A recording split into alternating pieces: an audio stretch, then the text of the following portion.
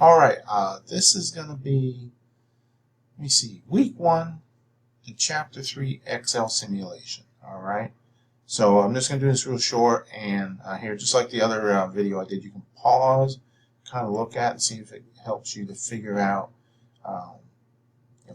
the problems here. So, here's your information, and then here's the spreadsheet with your numbers.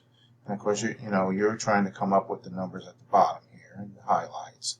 All right. So, like I said, you can you can freeze the screen, kind of look at it. If you got a big enough screen to do side by side, where you can open up yours, because all these numbers up here, all these numbers are the same. All right. Then you get down here towards the bottom, and then what we can do is also I'll bring this down to the next part here. All right, and again, you can pause the screen if you need to, or whatever the case is. And I will go down here one more to the next part. All right, so sometimes it helps to see. I mean, I know you have to learn how to come up with the answer. And what my expectation is that I'm showing you this so that you can see what the answer is, and then figure out what you might be doing incorrectly so that you can